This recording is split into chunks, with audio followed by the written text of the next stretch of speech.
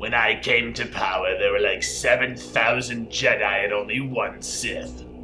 Come to the dark side and bring balance to the Force. That's right, today we're talking about balancing chemical equations. Hit the theme! Ain't nothing but a chem thing, baby. Two flipped out teachers going crazy. Lancaster is a district that pays me.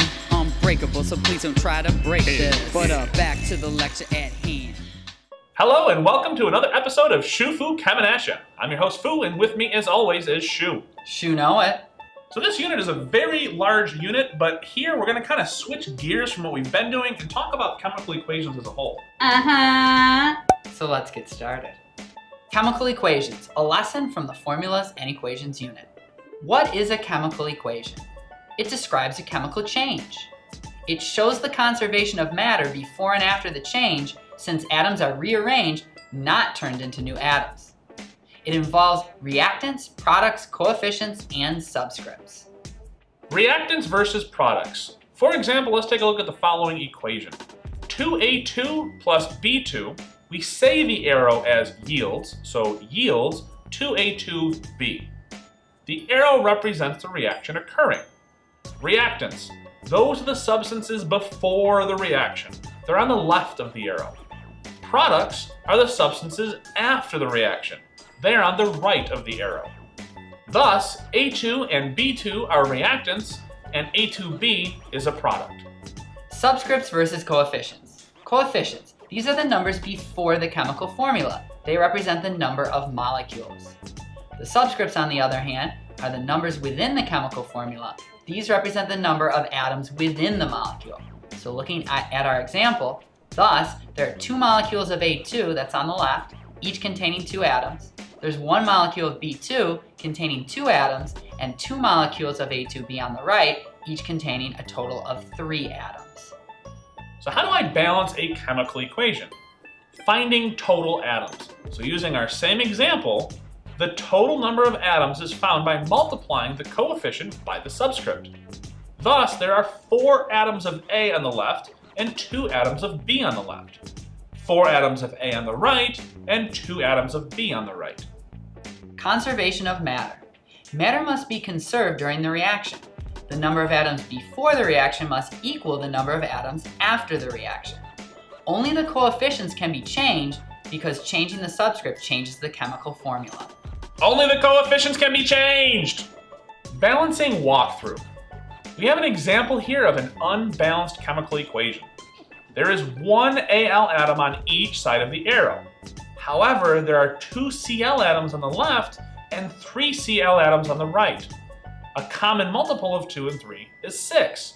So we need to change the coefficients to get 6 Cl atoms on both sides. When we put the numbers 3 in front of Cl2 and 2 in front of the AlCl3, there are now 6 atoms of Cl on each side. Remember, multiply the coefficients by the subscript. We also change the number of Al atoms and need to balance them. We have only 1 Al atom on the left and 2 Al atoms on the right. Putting that 2 in front of Al, we now have 2 Al atoms on both sides of the equation. As a double check, it's always a good idea to check the total number of atoms on each side to make sure you are done balancing. So again, distributing coefficients to subscripts, we have 2 Als on the left, 2 Als on the right.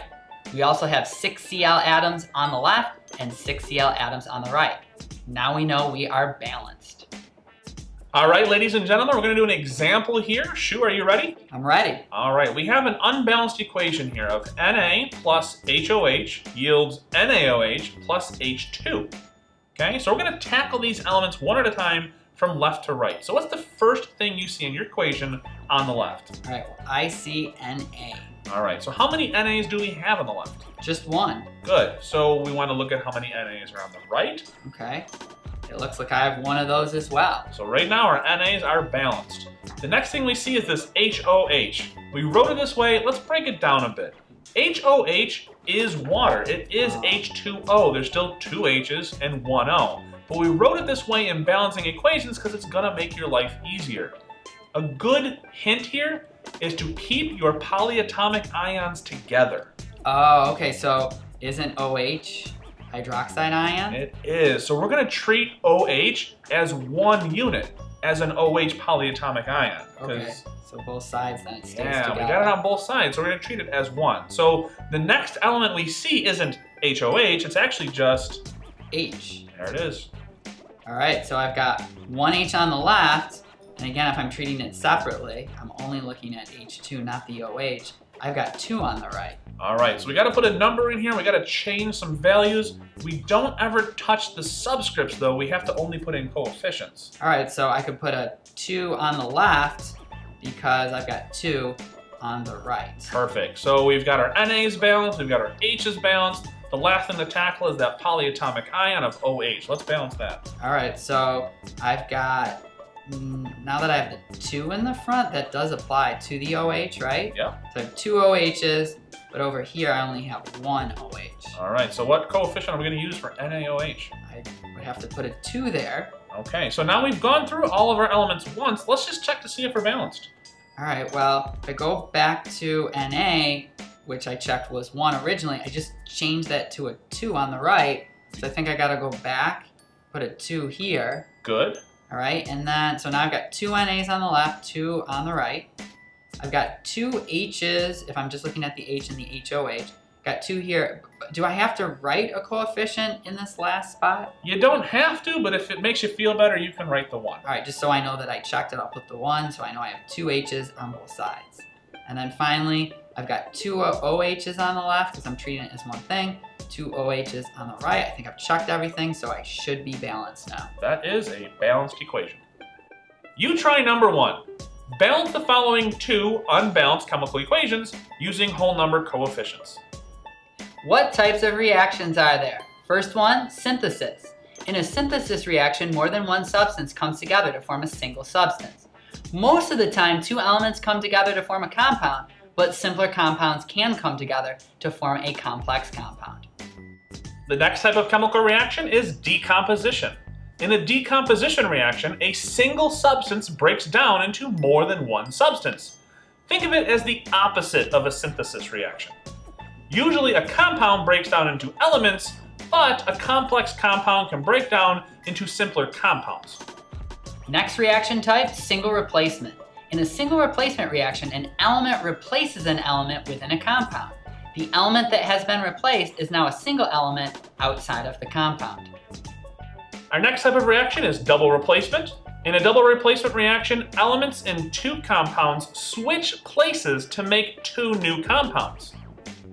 We're going to use some analogies to help you better understand and visualize the different types of reactions. So let's start with synthesis. Yeah! So A sees B and he says to her, "Hey baby, wanna dance?" and you know what she says? She says, Okay! bam, there they are. They're a couple. What? They're a couple. Yeah!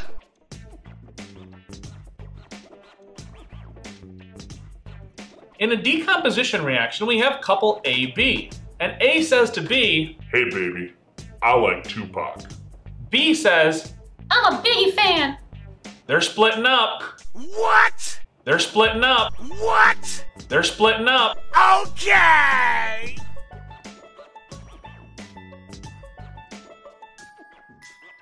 So in single replacement, we have B and C happily dancing together, and A comes along and taps B on the shoulder and says, "Excuse me, may I cut in?" and B says, Okay! and he walks away in shame. Yeah!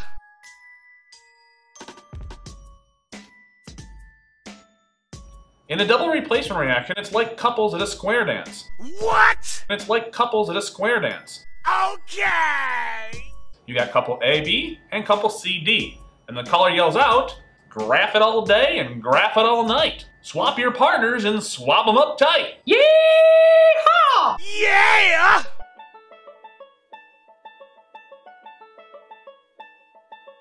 Our last reaction type is combustion. This is actually an organic reaction, which means it involves carbon compounds. So what you're gonna do is you're gonna look for a carbon compound combining with oxygen on the left, and then forming in the products carbon dioxide and water. Don't mix this up with double replacement. You try number 2. List the type of reaction for each of the following. Well, that's going to do it for today's episode on reaction types. It's been emotional. Today's episode is brought to you by Star Night. Blinking lights, real siren sound, mystery bump and go action. Gunshotting sound and voice, real patrol motorcycle sound. Luke, I am your arresting officer. But we never off, always on till the break of dawn. SCIENCE in the hall they call S-Wing. You know we never wear a tie, like my homies, boys to men, it's so hard to say goodbye. Like this, that, and this, and it's like that, and like this, and like that, and it's like this. You're going in low power mode. Plug and chill to the next episode.